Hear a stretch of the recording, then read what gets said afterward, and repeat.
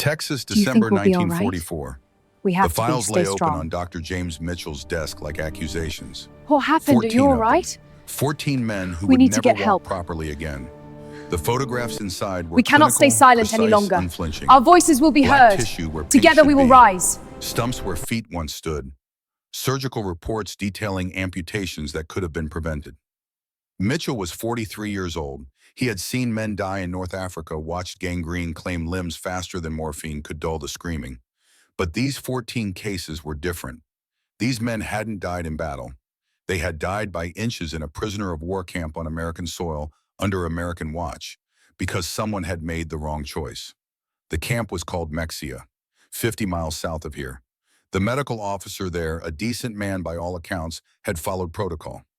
Concrete floors, no heating, but the prisoners were allowed to sit, were allowed to rest, were allowed the basic dignity of choosing when to stand and when to lower their exhausted bodies to the ground.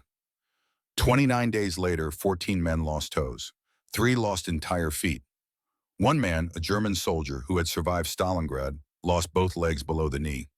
The investigation report used careful language, insufficient preventative measures, inadequate monitoring of environmental conditions, failure to recognize early-stage frostbite.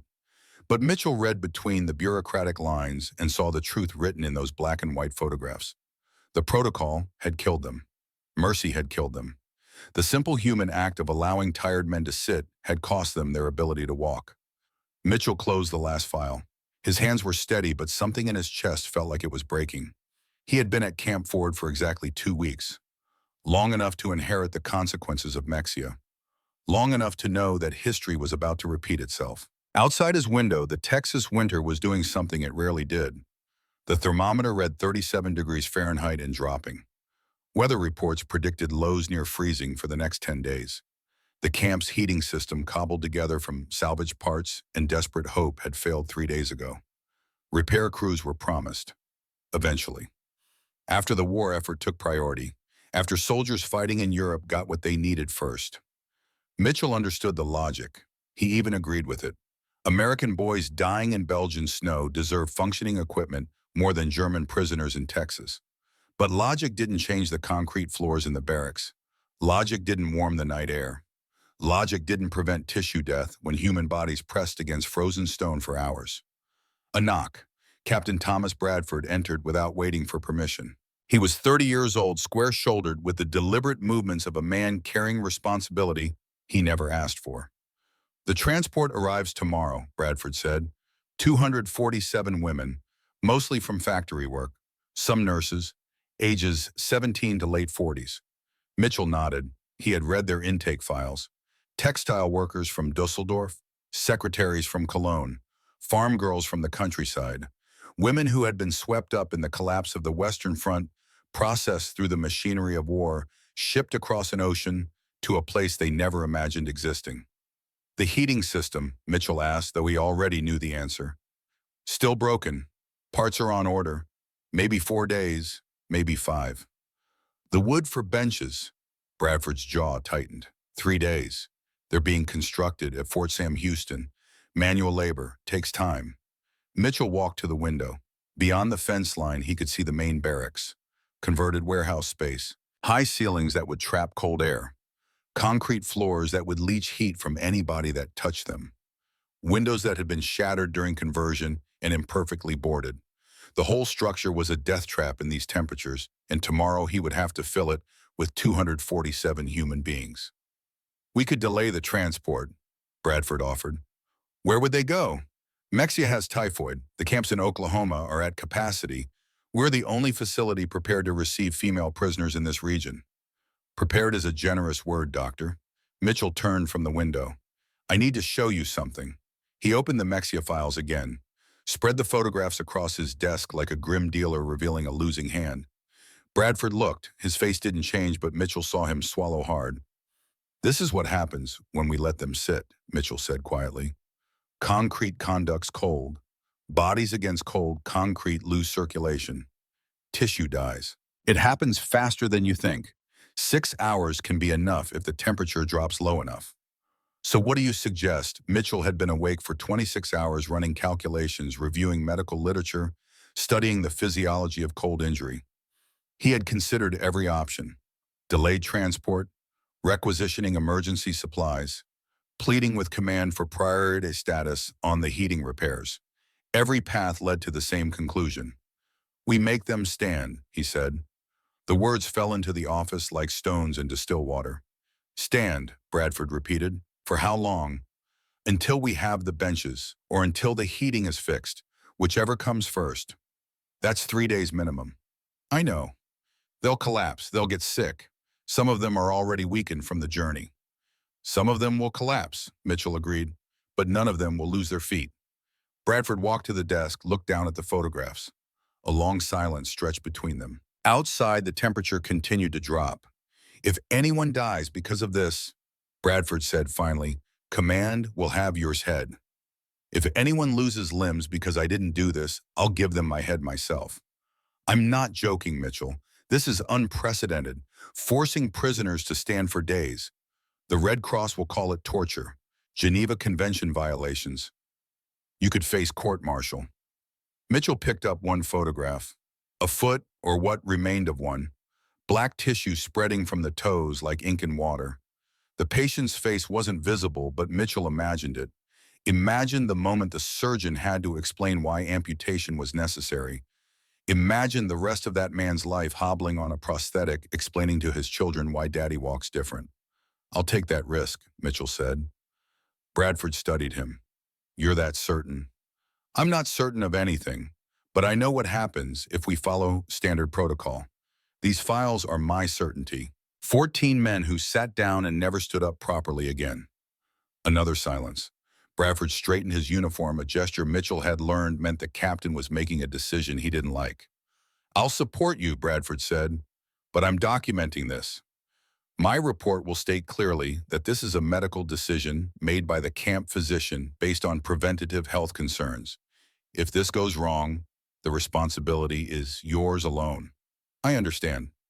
Do you? Because I don't think you do. I don't think you understand what you're asking these women to endure, or what it will cost you to watch them endure it." Mitchell thought of his daughter, Margaret, 4 years old, living with her grandmother in San Antonio. He wrote her letters every week trying to explain where daddy was and why he couldn't come home. How do you explain war to a 4-year-old? How do you explain that sometimes helping people means hurting them first? "I understand enough," Mitchell said. Bradford nodded. Left. Mitchell was alone again with the files, with the photographs, with the weight of a decision that would define the next 72 hours of his life. He pulled out paper and began writing the protocol. Standing position mandatory, walking exercises every 2 hours, medical checks every 4 hours, hydration and nutrition to be administered in standing position. Any prisoner who collapsed to be immediately evaluated for hypothermia, exhaustion, or circulation issues. The protocol was sound. The logic was irrefutable.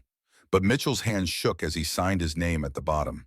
Tomorrow, 247 women would arrive. Tomorrow, they would learn to hate him. Tomorrow, he would become the kind of man who forces exhausted prisoners to stand until their legs gave out. But they would keep their feet. He opened his desk drawer and pulled out a photograph. Sarah, his wife, holding infant Margaret. The photo was 5 years old. Sarah had died a year later, bleeding out in a delivery room, while Mitchell stood helpless in the hallway. He hadn't been able to save her. But maybe he could save these women, even if they never understood, even if they cursed his name. Mitchell set the photo face down and returned to his protocols. Outside, the temperature hit 34 degrees. The clock showed 11:47 p.m. In 13 hours, the transport would arrive. Eleanor Hartman was 19 years old when she learned that freedom is defined by the ability to sit down. The truck ride from the ship to the camp took 3 hours. She spent it pressed between two other women, her back against metal that radiated cold through her thin dress. No one spoke much. They had left Germany 4 weeks ago, crossed an ocean in a cargo hold, and arrived in a country that existed only in films and propaganda posters. Texas. The word felt foreign in her mouth. Through gaps in the truck's canvas covering, Ellie watched landscapes she couldn't comprehend. Flat. Endless. Nothing like the crowded streets of Dusseldorf, where she had worked in the textile factory. No bombed-out buildings here. No rubble. Just brown grass and gray sky, in a cold that felt different from German cold, sharper, somehow more insistent. The woman beside her was named Rose. 22 former secretaries spoke English. She had been translating the guards' conversations, whispering updates. The camp is temporary. The war will end soon. We'll be repatriated. Standard reassurances that everyone pretended to believe. When the truck finally stopped and Ellie's legs had gone numb from sitting, she stood carefully accepting the irony that her last moments of freely chosen rest were spent on a truck bed. The guards motioned them down. 247 women arranged themselves in rough lines, waiting. Camp 4 didn't look like a camp. It looked like a warehouse district that had given up on commerce and settled for confinement. Concrete buildings with boarded windows, chain-link fence topped with wire, guard towers that seemed excessive for a camp housing factory workers and nurses. Processing took 2 hours. Names, numbers, medical examination that consisted of a board corporal checking for obvious illness. Ellie was prisoner 372. The number came with a blanket that smelled of previous occupants and a tin cup that had been dented into near uselessness. Then they were led to the main barracks. Ellie noticed the floor first. Concrete. Unbroken concrete stretching the length of a space that had once held machinery or inventory or something other than human beings. No beds, no pallets, no straw mats. Just concrete and cold air and a few bare bulbs that cast everything in harsh white light. The second thing she noticed was the man standing at the front of the room. Older than the guards, maybe 40, wearing a medical insignia. He looked tired in a way that suggested he hadn't slept in days. A woman in American uniform stepped forward. Corporal Helen Schmidt, according to her name tag. She spoke German with an accent that placed her immigration around 1920. "I'm the translator," Schmidt said. "Dr. Mitchell will explain the camp rules." The doctor cleared his throat, spoke in English. Schmidt translated with the mechanical precision of someone who had already checked her emotions at the door. "You will stand. You will not sit. You will not lie down. This is for your medical safety." Silence. Then confused murmuring. Ellie looked at Rose. "Did she say we can't sit?" Rose asked. "I must have heard wrong," Ellie said. But Schmidt repeated it. The same words. The same instructions. "Stand. Do not sit. Do not lie down." Rose called out in English loud enough to carry. "For how long?" The doctor looked at her. His eyes were gray, Ellie noticed. Gray and steady and sad. "3 days," he said through Schmidt. "Maybe 4. The room erupted. Women shouting in German, guards stepping forward with rifles. Not threatening, not yet, but present. Schmidt raised her voice, calling for order. Slowly, reluctantly, quiet returned. "This is temporary," Mitchell continued. "Severe cold temperatures combined with concrete floors create conditions for frostbite and tissue damage. If you sit or lie down for extended periods, you risk losing circulation in your extremities. We are waiting for wooden benches to arrive. Until then, standing is the safest option." Ellie understood the words. She even understood the logic. But understanding didn't make her legs feel any less tired. She had been traveling for 4 weeks. The last time she slept in a real bed was Dusseldorf in the apartment she shared with her mother and sister. That was another lifetime. "Walking exercises will be conducted every 2 hours," Mitchell said. "You will walk in a circle around the perimeter of the room. This keeps your blood circulating. Medical checks every 4 hours. If you feel faint, dizzy, or notice numbness in your extremities, report immediately to a guard." He paused, looked at them. 247 women looking back. "I know this is difficult," he said. "I know you're exhausted. But I need you to trust me. 3 days of discomfort is better than a lifetime without feet." Then he left, just turned and walked out, taking Schmidt with him. The guards remained positioned around the room's perimeter watching. For a moment, no one moved. They all stood there, prisoners in every sense, now waiting for someone to say this was a mistake. That of course they could sit. That surely the American military wasn't so barbaric as to force exhausted women to stand for 3 days. But no correction came. The guards gestured. Stand up straight. No leaning, no crouching. Ellie's first thought was absurd. She needed to sit down so she could think about this properly. Her second thought was her mother. Was Anna, her younger sister, evacuated safely to the countryside? Was anyone looking for her? Her third thought was the coldest. This is real, this is happening, and there is absolutely nothing I can do to stop it. Rose moved close. We should organize. If we all sit down together, they can't stop us. Mass resistance. An older woman nearby shook her head. Grace Muller. Ellie had learned during processing, 36 years old, former military nurse, Eastern Front veteran. She had the bearing of someone who had seen worse and survived it. Listen to the doctor, Grace said quietly. I've seen frostbite. I've seen what happens when tissue dies from cold. This is insane, Rose hissed. It's torture. It's prevention, Grace said, whether we like it or not. The first hour wasn't bad. Ellie's legs were used to standing from factory work. 12-hour shifts at the textile machines. But factory floors had small stools, places to perch during breaks.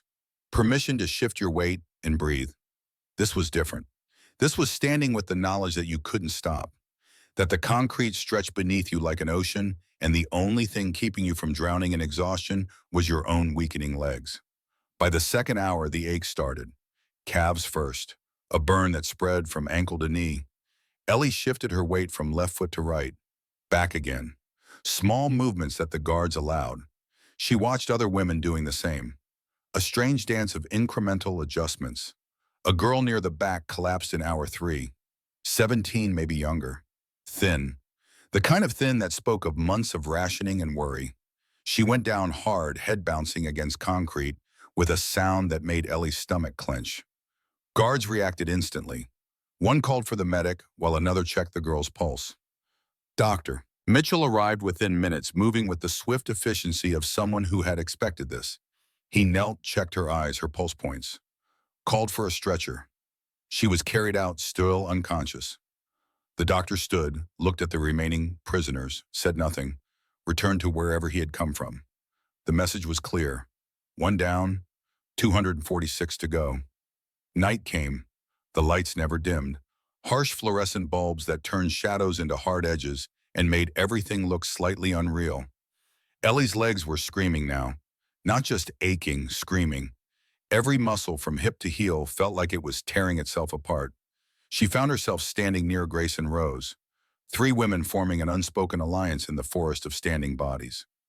Tell me about your family, Grace said softly. A distraction, something to focus on besides the pain.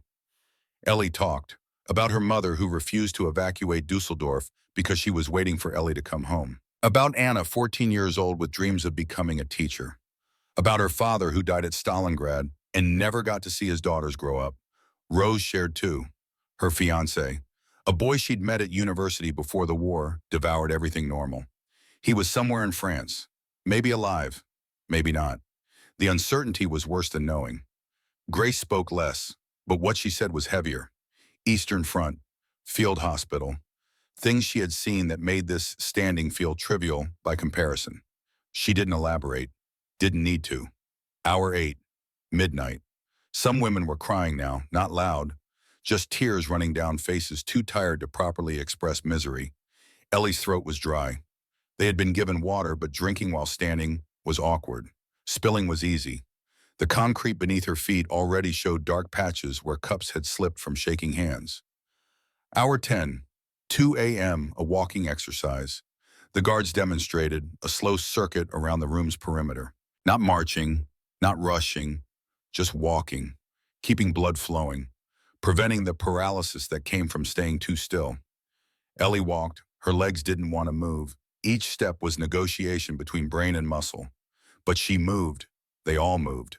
A slow procession of exhaustion circling a concrete prison. Dr. Mitchell was there, standing at the far end of the room, watching, making notes. His face showed nothing. Ellie wondered what he was writing. Wondered if he slept. Wondered if he felt any guilt at all for what he was doing to them. Hour 12, 4 a.m. The darkest hour. Temperature had dropped further. Ellie could see her breath now. The thin blanket around her shoulders did nothing. Cold rose from the concrete like a living thing crawling up through shoe leather and cotton socks. Grace suddenly swayed. Ellie grabbed her arm instinctively. Rose moved to support from the other side. Grace's eyes were unfocused, her skin pale. I'm fine, Grace whispered. Just dizzy. You need to sit, Rose said. No, Grace's voice was firm despite her weakness. No sitting. A guard noticed. Called for the medic. Mitchell arrived, took one look at Grace and made a decision. He didn't ask permission. Just scooped her up with surprising strength and headed for the door. As he passed, Grace reached out, grabbed his sleeve, spoke in English. Her accent was thick but understandable. I did this, she said, to Russian prisoners. We let them sit on cold floors. 75 men. Many lost toes, lost feet. I didn't stop it. Mitchell paused, looked at her. You're helping now, he said. I should have helped then. You can't change then. You can change now. He carried her out. The door closed. Ellie and Rose stood there processing what they just heard. She was a nurse, Rose said slowly. She saw this happen before and did nothing. And now she understands why the doctor is doing this. Ellie looked around the room. 245 women still standing, still suffering, still alive. The question formed slowly, reluctantly in her mind. What if he's right? What if this torture is actually mercy in disguise? She pushed the thought away, focused on her burning legs, on the cold, on staying upright. Dawn would come eventually. The first night would end, but there would be another night. And another 3 days, the doctor had said, 72 hours. Ellie had survived 12. Outside, the temperature hit 32 degrees. Inside, 245 women learned that time moves differently when you cannot rest. That minutes stretch into hours.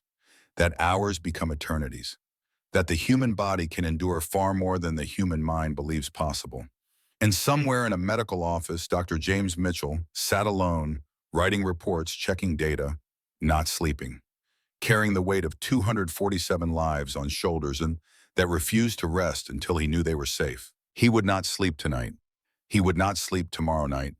He would stand watch over their standing, a sentinel of suffering, because someone had to bear witness to the mercy that looked like cruelty. Because someone had to remember that saving lives sometimes requires breaking spirits first. Because 3 days of hell was better than a lifetime of disability. The clock showed 4:30 a.m., 60 hours remaining. Viet tiep part hai theodeni, mai voi do dai bon yin tu mui bon mui tam. Orchestrated 4,000-word narrative structure, balancing twists and emotional beats. Dawn arrived without mercy. The fluorescent lights made sunrise irrelevant, but Ellie felt time passing in her bones. 16 hours vertical. Her legs had moved beyond pain into something stranger. Numbness interrupted by sharp stabs of sensation, like her nerves couldn't decide whether to scream or surrender. Dr. Mitchell entered at 6 a.m. with a woman Ellie hadn't seen before. American nurse, 30-something. Her uniform crisp in a way that suggested she hadn't spent the night standing on concrete. They moved through the room, systematically, Mitchell checking each prisoner with the same clinical attention he might give inventory. When he reached Ellie, his hands were gentle on her ankle, checking for swelling, temperature, color. His fingers pressed against her calf and she winced. Circulation is good, he said to the nurse, loud enough that Ellie understood despite the English. No discoloration. Monitor for another 4 hours. He moved on. No apology, no acknowledgement that he was the architect of her suffering. Just medical assessment and forward motion. Grace had returned. She stood 20 feet away, pale but upright. When Mitchell reached her, they spoke in low voices. Ellie caught fragments. Eastern Front, prevention protocol, the weight of knowledge that came too late. By hour 18, the walking exercises had become both relief and torment. Movement felt good. Movement hurt worse. Ellie's body couldn't reconcile the contradiction. She walked her circuit and tried not to watch the clock that some helpful guard had mounted on the wall. Watching made minutes slower. Rose walked beside her, fury radiating from every step. We need to organize, Rose whispered. All of us. Sit down together. They can't punish everyone. Grace said not to. Grace is cooperating with them. Stockholm Syndrome. Grace saw frostbite before. She knows what happens. Rose's jaw tightened. So we suffer because she has medical knowledge. That's convenient for them. Ellie had no answer. Her legs were shaking, small tremors that started in her thighs and traveled down to her ankles. She focused on putting one foot in front of the other, on completing the circuit, on staying vertical. Hour 20, A woman near the front suddenly screamed, not pain, terror. She was staring at her hands, turning them over and over like they belonged to someone else. A guard called for Mitchell. He arrived running. "Can't feel them," the woman was saying in German. Over and over. "Can't feel my hands. Can't feel my hands." Mitchell grabbed her wrists, pressed his thumbs against her palms, asked questions in English that Schmidt translated. How long? What symptoms? Any tingling before numbness? The woman answered between sobs, and Mitchell's expression shifted from concern to something harder. Decision. He lifted her hands above her head, held them there, spoke firmly through Schmidt. "Keep your hands up. Walk with me. We're going to get circulation moving again." He walked her in circles, arms raised for 10 minutes. Slowly, the woman's sobbing quieted. Feeling returned. Mitchell checked her hands again, seemed satisfied, and left her with instructions to keep moving, keep blood flowing.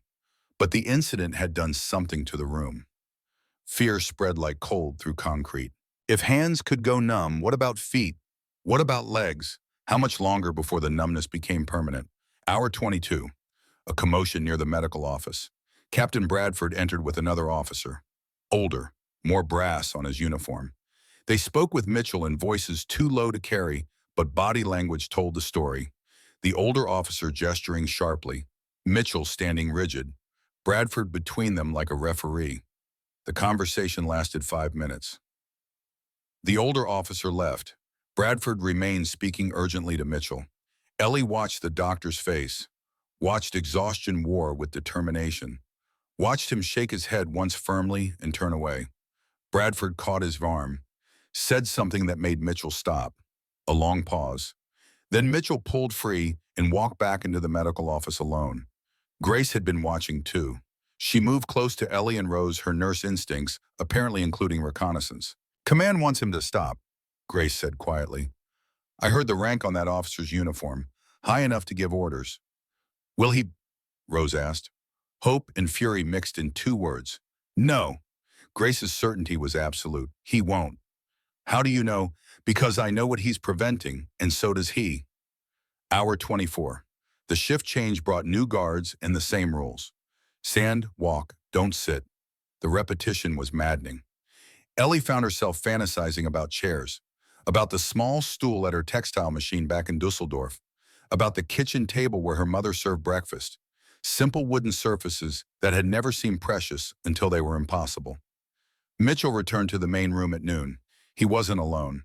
Schmidt was with him, and they were wheeling some kind of board covered with cloth. He positioned it at the front of the room, removed the cloth. Photographs, medical photographs mounted on poster board. Even from a distance, Ellie could see they were horrific. She looked away instinctively, then looked back. Something about Mitchell's face said she needed to see this. They all needed to see this.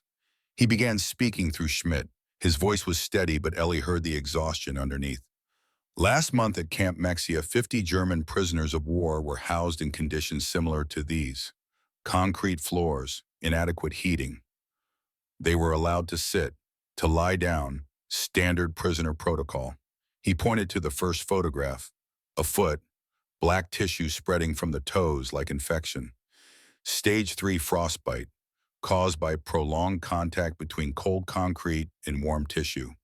The concrete conducts heat away from the body faster than circulation can replace it. 6 to 8 hours of contact is sufficient to cause irreversible damage. Another photograph. This one showed surgical amputation. Clean cuts where toes should be. 14 men required amputation. 3 lost entire feet. This could have been prevented. He moved to the next image. Ellie forced herself to keep looking. The photographs were clinical, but they told stories of agony, of choices that couldn't be unmade. "I know you're in pain," Mitchell continued. "I know you're exhausted. I know you hate me, but I need you to understand what I'm preventing." He gestured to the photographs. I'm preventing this. 3 days of standing is painful, but it's survivable. It leaves no permanent damage. Sitting on frozen concrete for 3 nights would require me to amputate toes from 30 to 50 of you. Maybe more. I won't do that. I won't let that happen. Silence. 246 women processing the impossible choice between present suffering and future mutilation. Rose called out in English, Why didn't you tell us this from the beginning? Mitchell looked at her directly. Would you have believed me? An enemy doctor telling you to stand for your own good? Or would you have assumed I was lying? Would you have organized resistance, wasted time arguing while your tissue froze? Rose had no answer. Mitchell pressed on. I made a choice. Act immediately without explanation or explain and risk delay. I chose action. I chose your feet over your trust. If you hate me for that, I understand. But in 3 days, you'll still have toes. He covered the photographs and left. The silence remained. Grace was the first to speak. He's telling the truth.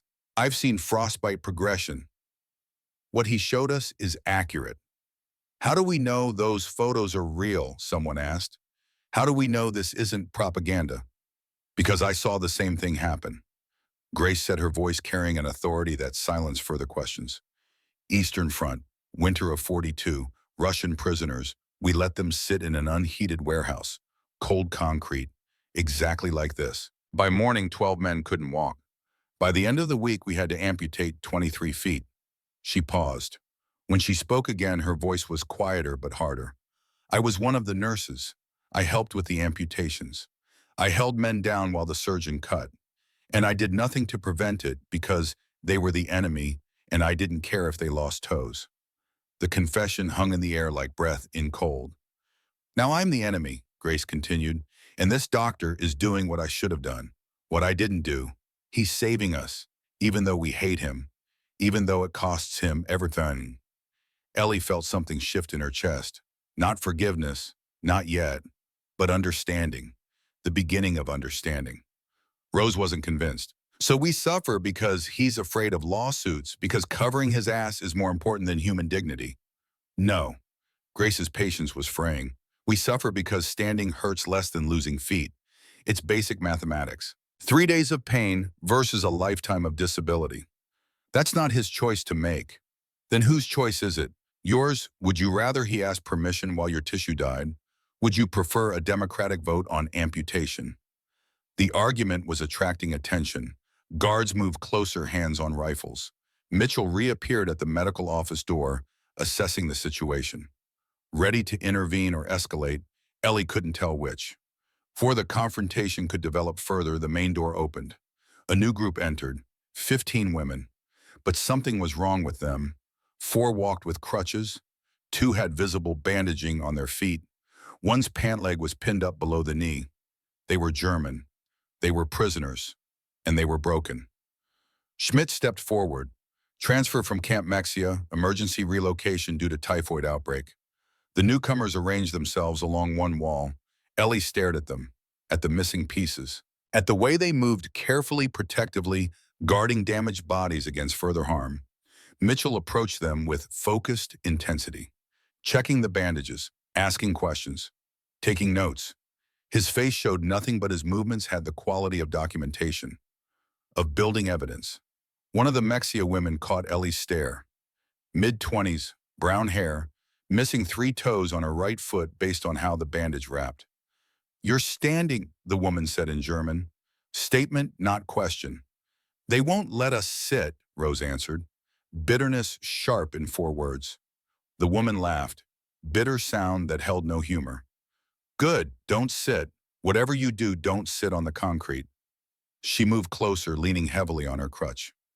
Up close, Ellie could see the pain medication haze in her eyes, could see the way she favored her left leg completely. My name is Anna Fisher. 3 weeks ago, I arrived at Camp Mexia. We were tired, so tired. They told us we could rest. We sat down, we lay down. The floor was cold, but we were so grateful to not be standing anymore. She gestured to her bandaged foot. By morning, I couldn't feel my toes. By that evening, they were black. The doctor there tried to save them. Warm water, massage, medication. Nothing worked. Dead tissue doesn't come back to life. A week later, they cut off 3 toes while I was awake because they didn't have enough anesthesia for everyone. Rose had gone pale. They let you sit. They let us do whatever we wanted. No protocols, no forced standing. We thought it was kindness. Anna's smile was devastating. It was negligence. 12 of us lost toes. 4 lost entire feet. One woman lost both legs below the knee. We were comfortable for a few hours. Now we're crippled for life. She turned to look at Mitchell, who was examining another Mexia patient. That doctor there made you stand. He made you hurt. And he saved you. I would give anything to have had a doctor like him 3 weeks ago. The words fell into the room like bombs. Ellie watched Rose's face cycle through emotions too fast to name. Watched the anger drain and leave something more complicated behind. Grace approached Anna with the careful respect of one medical professional to another survivor. How bad is the pain? The phantom pain is worse than the amputation. My brain keeps trying to move toes that aren't there anymore. It's like being betrayed by your own nervous system. Around the room, 246 women were processing the same realization. This wasn't theoretical. This wasn't propaganda. These were German women, their allies, their sisters in captivity standing there with missing pieces because someone had shown them mercy. The wrong kind of mercy. Rose found Mitchell later during the next walking exercise. Ellie was close enough to hear. I almost killed everyone, Rose said in English. Flat statement. I was organizing a sit-down protest tonight. I was going to convince them all to sit until you gave up. Mitchell looked at her, exhausted gray eyes meeting furious brown ones. I know, he said. You knew, oh, I know what resistance looks like. I was waiting to see if you'd go through with it. And if I had, I would have showed you those photographs, brought in the Mexia patients, whatever it took to stop you before you convinced 200 people to amputate their own toes. Rose was shaking, anger or fear or exhaustion, probably all three. I would have killed them. I would have crippled them because I was so sure you were the monster. You didn't know. I should have known. I should have trusted that you had reasons. Mitchell's expression softened fractionally. You're tired. You're in pain. Trust is expensive when you're suffering. I don't blame you for the anger. But I blame me. Rose's voice cracked. I blame me. She walked away before he could respond. Found Grace and Ellie and several others. Spoke quietly, urgently.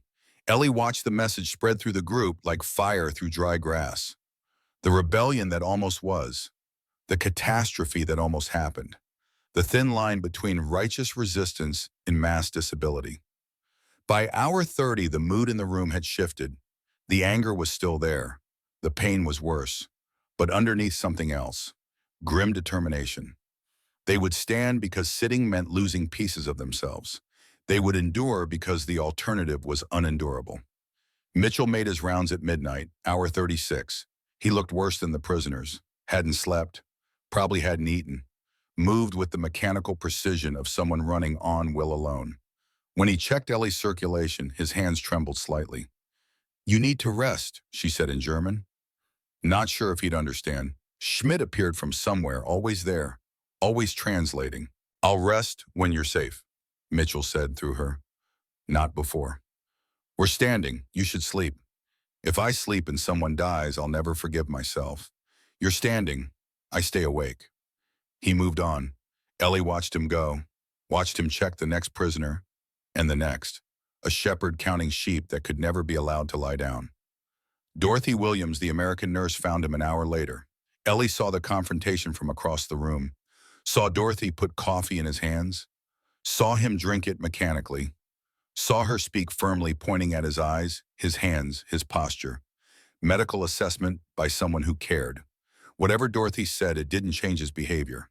He remained vigilant, exhausted, immovable. Hour 40, 2 a.m., the coldest hour. Temperature outside had dropped to 28 degrees. Inside wasn't much better. Ellie's blanket was useless. The cold came up through her shoes like it had intention, like it wanted specifically to find her bones and hollow them out. A young girl, maybe 17, started to collapse. Grace caught her, held her upright through sheer force of will while calling for a guard. Mitchell arrived at a run. Hypothermia, he asked Grace. No, exhaustion. She needs to lie down. She needs to stay vertical. Mitchell checked the girl's pulse, her pupils.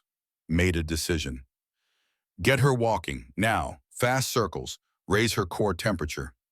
She can barely stand. Then carry her while you walk, but keep her upright and moving. Grace stared at him. You're serious. She sits down on this floor, she loses toes. Get her moving. Grace did. She and Ellie half carried the girl in circuits around the room, walking, stumbling, nearly falling, but staying upright. After 10 minutes, the girl's eyes cleared. After 20, she could support her own weight. Mitchell checked her again, satisfied himself she was stable, moved to the next crisis. There was always a next crisis. Hour 48, dawn of the third day. Ellie had been standing for 2 full days, 48 hours. Her body had transcended pain and arrived at something closer to dissolution. She was a collection of sensations without coherent form. Burning calves, frozen feet, trembling thighs, back spasms that came and went like weather. But she was intact. No numbness, no blackened tissue, no surgical future. The main door opened at 6 a.m. Guards entered carrying wooden planks, long pieces of lumber, raw and unsanded but solid. Captain Bradford followed them, made an announcement through Schmidt. The benches have arrived, 80 benches for approximately 230 people. Rotation system, 20 minutes sitting, 40 minutes standing. Sit only on wood, never directly on concrete. Medical staff will supervise. A sound went through the room, not quite a cheer, more like a collective exhalation. Hope expressed his breath. Mitchell emerged from the medical office.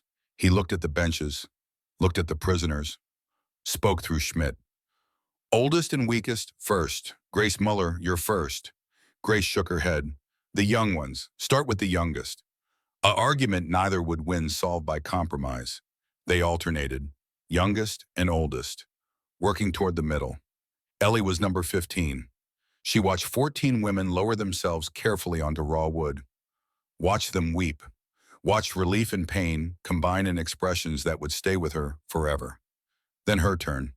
Grace and Rose helped her to a bench. The wood was rough under her palms. She lowered herself slowly, every muscle screaming protest at the change in position. For 5 seconds, it hurt worse than standing, cramping so severe she couldn't breathe. Then her body remembered what sitting felt like, remembered weight distributed across hips instead of concentrated in feet, remembered rest. Ellie wept, couldn't help it, couldn't stop it. Tears of relief and residual agony and something like gratitude that she refused to name. Mitchell sat down beside her on a supply crate, not resting, observing. He opened a file folder, showed her the photographs again, the Mexia cases, the amputations. I needed you to see, he said through Schmidt, needed you to understand one. Ellie looked at the images, at the price of comfort, at what sitting would have cost. You saved us, she said, words she never thought she'd speak.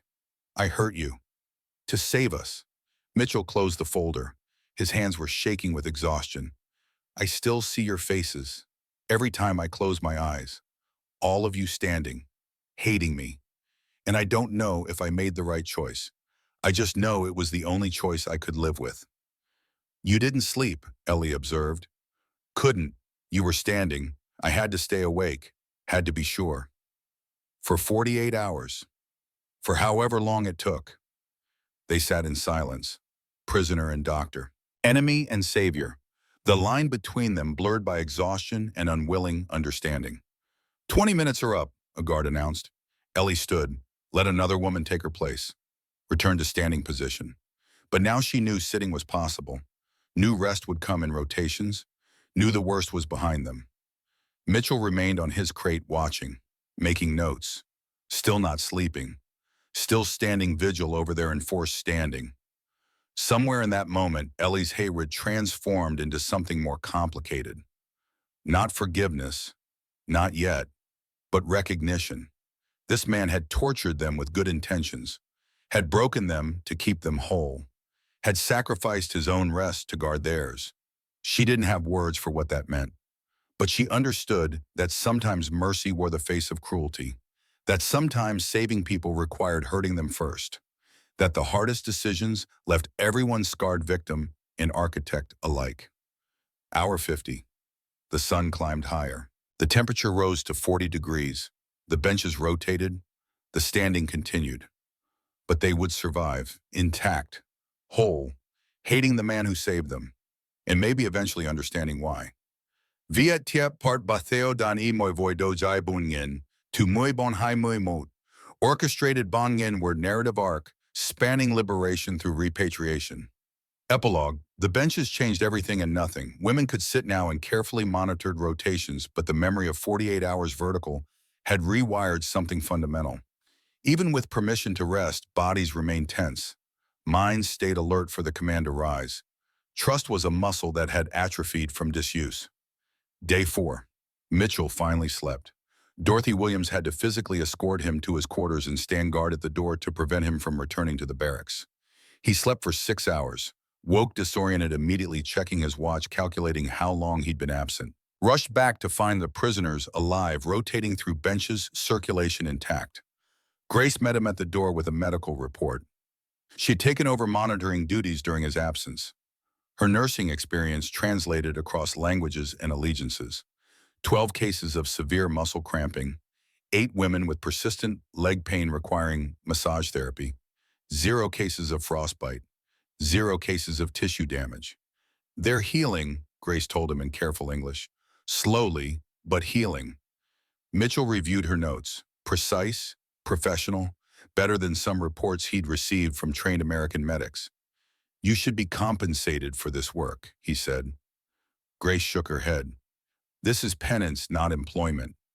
She had told him about the Russian prisoners, about the 75 men who lost toes because she hadn't intervened, about the guilt that had traveled with her from the Eastern Front to this Texas warehouse. Mitchell understood that kind of weight, had been carrying his own version since Mexia. Penance can still be valuable, he said. Then pay me in knowledge. Teach me how to prevent what I allowed to happen. So Mitchell did. He organized informal medical training sessions. Grace translated for the other prisoners. They learned to recognize early-stage frostbite, how to assess circulation, warning signs of hypothermia. The sessions were practical, detailed, and haunted by the photographs of what they had narrowly avoided. During one session, Grace did something Mitchell hadn't anticipated. She confessed, publicly, in German, to the assembled prisoners with full detail about her failures on the Eastern Front. I was a military nurse, she said, her voice steady despite the admission's weight. Winter of 1942, we had Russian prisoners in a field hospital. Conditions similar to these.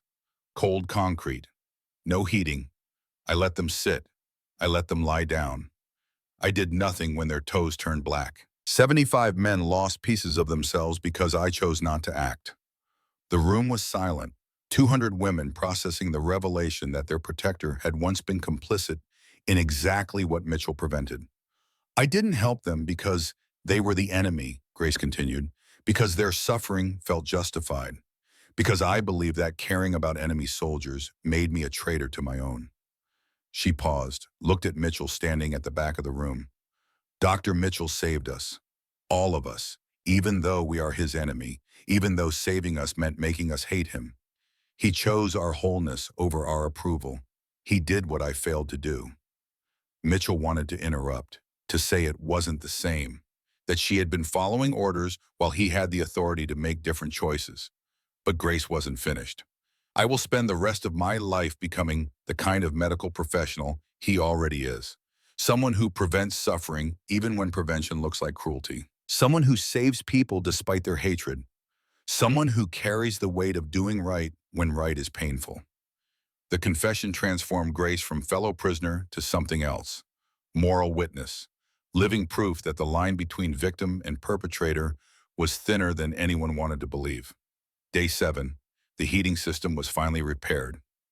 Warm air began circulating through the barracks. The benches could be used longer now. Sitting on wood above freezing concrete was uncomfortable, but no longer dangerous. The rotation schedule relaxed. Women could rest without risking amputation.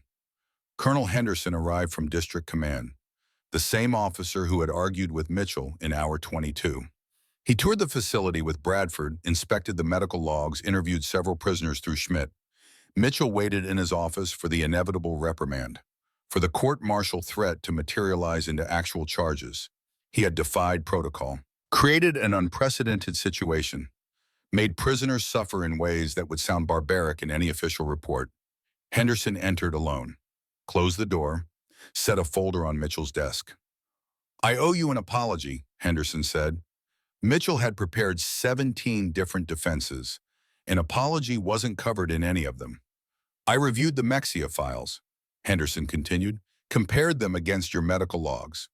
Your protocol prevented approximately 30 to 50 amputations based on statistical modeling.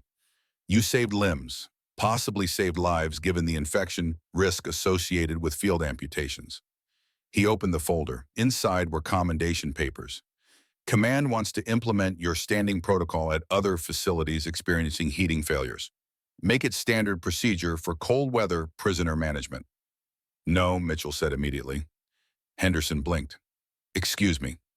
This protocol was a desperate measure for a desperate situation. It shouldn't be standard. It should be unnecessary. Give camps adequate resources. Fix heating systems before they fail. Provide proper bedding. The standing protocol is what you do when everything else has already gone wrong. But it works. It works because the alternative is worse. That doesn't make it good. It makes it survivable. Henderson studied him. You're refusing a commendation. I'm refusing to let my worst moment become someone else's policy. Figure out how to heat your camps properly. Then you won't need to torture people to save them. The colonel gathered his papers. You're an unusual man, Dr. Mitchell. I'm a tired man who got lucky. Don't confuse luck with virtue. After Henderson left, Mitchell sat alone in the office he'd barely used for sleeping, stared at the wall where he'd pinned the Mexia photographs. 48 hours of standing had prevented 14 more cases like those. But it had also created 247 women who would flinch at the word rest for years to come. He had saved them. He had damaged them. Both things were true. The complexity of that truth was crushing. Day 10, Ellie began learning English in earnest. Private Johnson, the youngest guard, had been teaching her vocabulary during walking exercises. Simple words at first: water, food, thank you. But language was freedom of a sort.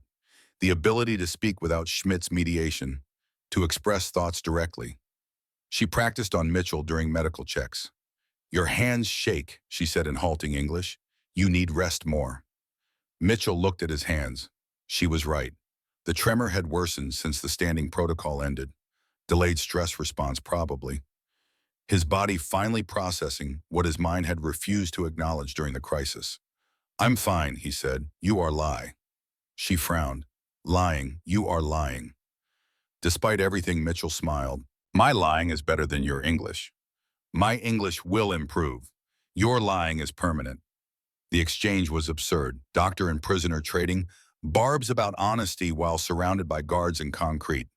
But absurdity was its own kind of relief, proof that humanity persisted even in engineered suffering. Ellie continued her lessons. Rose joined her language skills already strong. Clara, the youngest, picked up phrases with the easy plasticity of teenage brains. They taught each other. Shared vocabulary like contraband. Built bridges across the gap between captor and captive, one word at a time.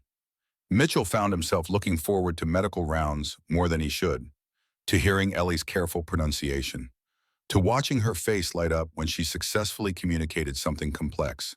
She was learning to be heard. He was learning to listen. May 8th arrived with news that rewired the world. Germany had surrendered. The war in Europe was over. Victory declared.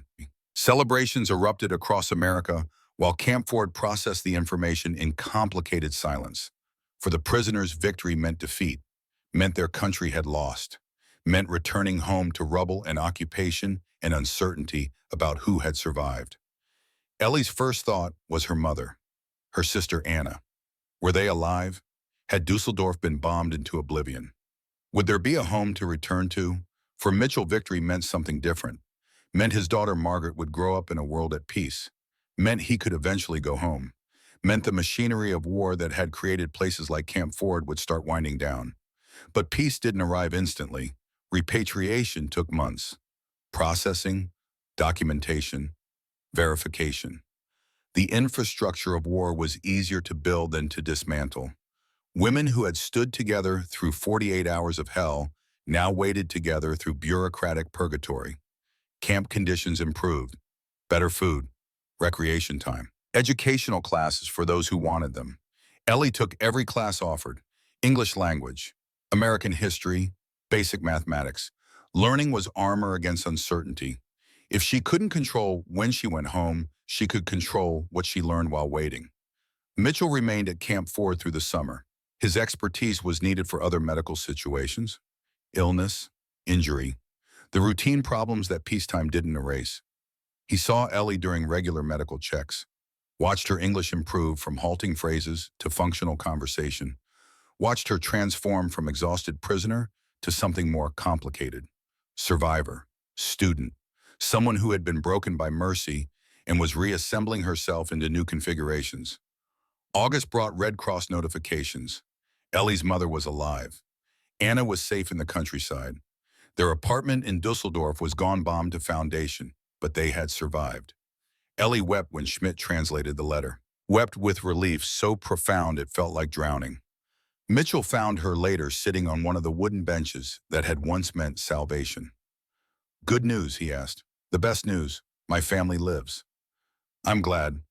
They sat in silence, doctor and former patient, American and German. The categories that had once defined them felt less solid now, more negotiable. "You taught me something," Ellie said carefully. Her English was quite good now. "About pain and mercy, how they can be the same thing." "I hurt you. You saved me. Both are true."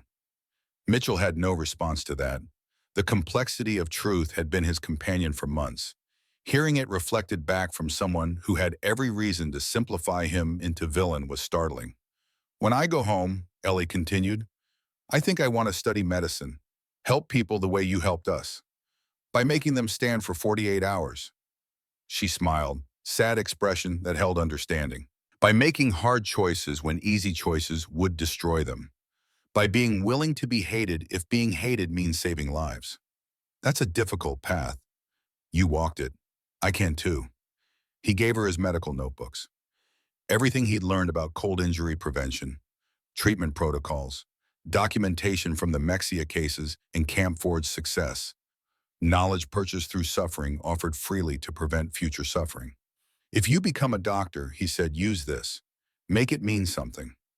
Ellie took the notebooks like they were sacred texts. "I will. I promise." December arrived with orders. Ellie's group would be repatriated before Christmas. Final processing. Final goodbyes. The women who had stood together prepared to scatter across a defeated country. Grace was staying.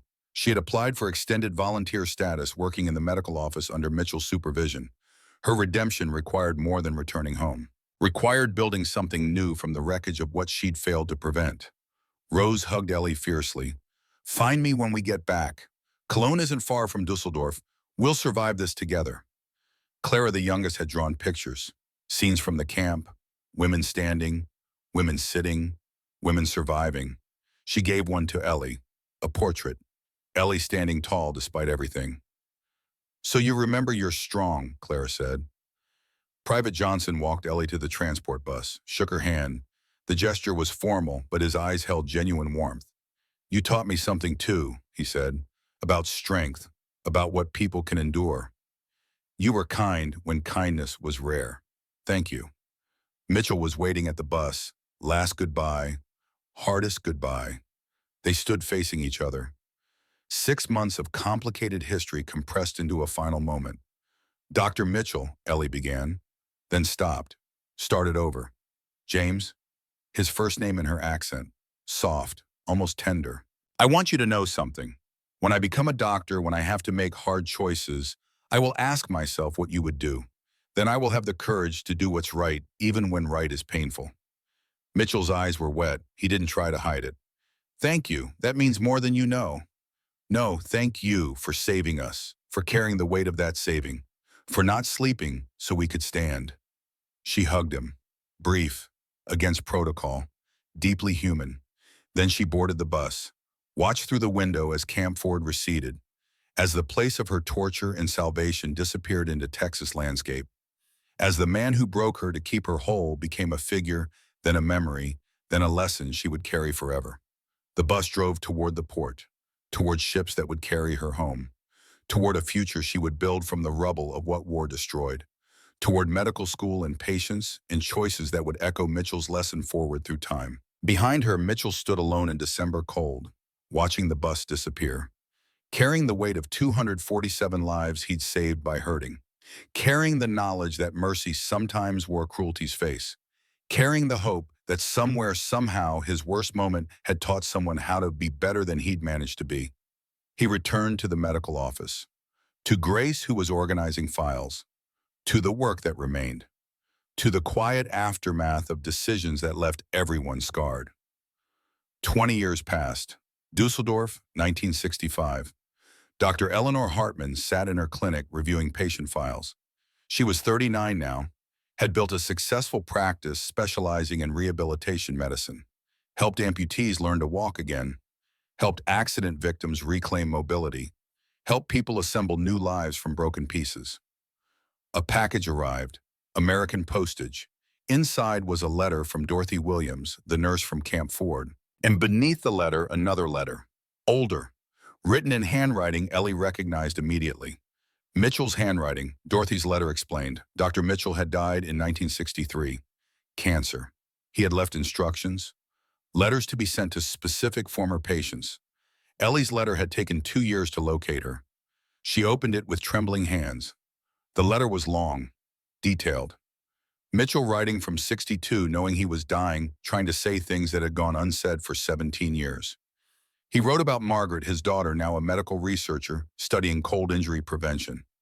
About how his worst professional moment had become her life's work. About legacy and redemption and the ways suffering ripples forward. He wrote about Camp Ford. About still seeing their faces when he closed his eyes. About the weight of doing right when right required causing pain. About never being certain he'd made the correct choice, only knowing it was the choice he could live with. He wrote about hearing that Ellie had become a doctor, about the pride that brought him, about hoping she had taken his lesson and refined it into something better than his crude original. The letter ended simply. Thank you for understanding. Thank you for forgiving. Thank you for becoming someone who helps others stand when standing feels impossible. You took the worst thing I did to you and transformed it into the best thing you do for others. That is grace. That is redemption. That is legacy. With all respect and admiration, James Mitchell. Ellie wept, first time in 15 years, not from grief, from closure, from understanding that the man who hurt her had carried that hurt for 20 years, had turned it into purpose the same way she had. She wrote a response knowing he would never read it, knowing it was for her more than him. Dear James, you taught me that mercy can be painful, that compassion can be hard, that saving lives sometimes requires breaking spirits first. Every day I help patients learn to walk again, and I tell them what you told me. Standing will hurt, but it's the only way to move forward. Thank you for the lesson. Thank you for the courage. I forgive you, and I hope you forgave yourself. With gratitude, Eleanor. She folded the letter, placed it in a frame beside the photograph she'd kept for 20 years. Mitchell standing with 247 women on their last day at Camp Ford. Tired, whole, survivors. That afternoon brought a patient, 18 years old, car accident, lost her right leg below the knee, 3 weeks post-amputation, struggling with the rehabilitation, struggling with the new reality of prosthetic limbs and altered futures. The girl was crying in the examination room when Ellie entered. I can't do this. It hurts too much. Every time I try to stand, every time I try to walk, it feels like my body is betraying me. Ellie knelt down, looked into eyes that held the specific despair of forced transformation, spoke with the authority of someone who understood that healing and hurting didn't arrive together. I know it hurts. I know you want to give up. But I'm going to tell you something important. 20 years ago, I stood for 48 hours straight. I wasn't allowed to sit, wasn't allowed to rest. I thought the man forcing me to stand was a monster. The girl stared. Why? Because sitting on cold concrete would have cost me my toes. Standing hurt. But sitting would have crippled me. He made me hurt to keep me whole. I don't understand. You're going to stand now. You're going to walk on that prosthetic. And it's going to hurt worse than staying still. But staying still means never moving forward. Pain now or disability forever. Those are your choices. Ellie helped the girl stand, held her steady while she found balance on the unfamiliar prosthetic, watched her face cycle through pain and determination and something like hope. "How do you know this will work?" the girl asked. Ellie looked at Mitchell's photograph on her desk, at Grace and Rose and Clara and 244 other women who had stood together through hell, at the doctor who had forced them to stand because standing meant survival. "Because I lived it. Because someone taught me that mercy isn't always gentle, that compassion isn't always kind, that sometimes saving people requires being willing to be their villain first and their savior later." The girl took a step, stumbled, caught herself, took another step. "That's it," Ellie encouraged. "One step, then another. Standing hurts. But you're standing. That means you're healing." Hours later, after the patient left, Ellie sat alone in her office. Thought about Mitchell, about Grace's redemption, about Rose's near-catastrophic rebellion, about Clara's survival despite being the weakest, about 247 women who learned that endurance was its own kind of victory. She picked up Mitchell's letter, read it again. Let the words settle into the spaces where anger used to live. Let forgiveness replace fury. Let understanding transform resentment. 20 years ago, a man had made an impossible choice, had hurt people to save them, had carried that hurt until it killed him, and in carrying it had taught others how to bear necessary pain, how to make hard choices, how to stand when standing felt impossible. His legacy lived in her clinic, in her patients, in every person she taught to walk again, in every hard decision she made with his lesson echoing behind it. They wouldn't let us sit, she thought, and because they wouldn't, we learned to stand, not just physically, but emotionally, morally, spiritually. We learned that survival sometimes requires suffering, that mercy sometimes hurts, that the people who save us aren't always gentle about it. We learned to stand. And 20 years later, we're still standing, teaching others to stand, passing forward the lesson purchased through 48 hours of hell. Outside, December snow began falling. Texas snow in her memory, German snow in her present. The cold that had once threatened to take her toes now just reminded her she was alive, whole, standing.